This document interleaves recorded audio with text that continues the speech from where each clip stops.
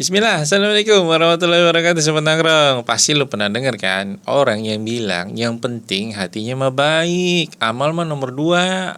Atau ada yang ngomong kita udah beriman bro, ya kan? Nggak perlu tuh sholat, walaupun nggak sholat, yang penting percaya aja sama Allah. Nah, hati-hati bro, kalimat kayak gitu bukan cuma salah, tapi mirip banget sama pemahaman Murji'ah, salah satu aliran menyimpang yang ada di masa lalu.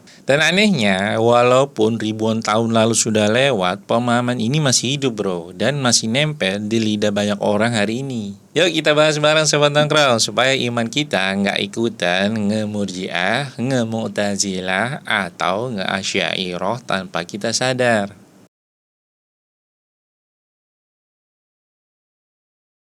Awal munculnya kelompok bid'ah Murji'ah ini ialah setelah terjadinya fitnah Ibnul Ashad tahun 83 Hijriah. Yang pertama kali mengatakan irja atau mengakhirkan amal dari iman ialah Zar bin Abdullah al-Murhabi al-Hamdani wafat sebelum tahun 100 Hijriah. Setelah itu muncul pendapat yang mengatakan bahwasannya iman hanya sebatas perkataan saja. Dan yang pertama kali mengatakan ini adalah Hamad bin Sulaiman wafat di tahun 120 Hijriah. Murji'ah terbagi dalam beberapa kelompok. Buat mereka, iman hanya ada di hati dan di lisan doang.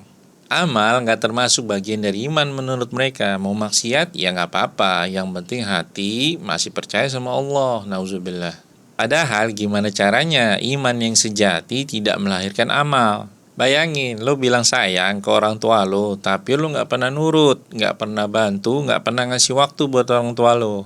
Cinta macam apa itu? Begitu juga iman. Kalau memang iman itu ada, pasti kelihatan lewat amal.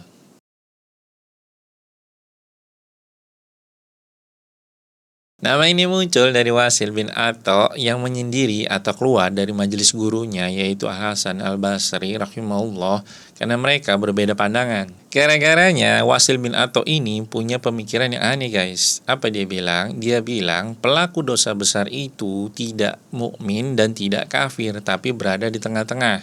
Akhirnya dia keluar dari majelisnya Al-Hasan al-Basri rahimahullah dan disebut dia dan pengikutnya adalah Mu'tazilah. Tapi itu baru awal guys, Mu'tazilah berkembang menjadi kelompok yang mengagungkan akal melebihi wahyu.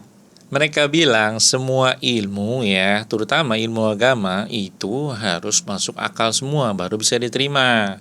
Kalau tidak masuk logika ya dibuang. Masalahnya mereka menggunakan akal untuk menolak hal-hal besar di dalam Islam. Yang pertama, mereka menolak semua sifat Allah. Yang kedua, mereka menolak takdir. Yang ketiga, mereka mengatakan Al-Quran itu makhluk. Yang keempat, mereka mengatakan surga dan neraka itu nggak kekal. Bro, ini udah bukan rasional. Ini namanya melawan wahyu. Akal itu penting bro, tapi bukan untuk mengoreksi Allah.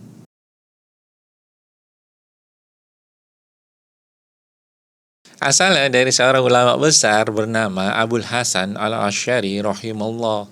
Beliau dulu sempat berpaham Mu'tazilah selama 40 tahun sebelum bertaubat dan akhirnya kembali ke jalan Ahlussunnah wal Jamaah.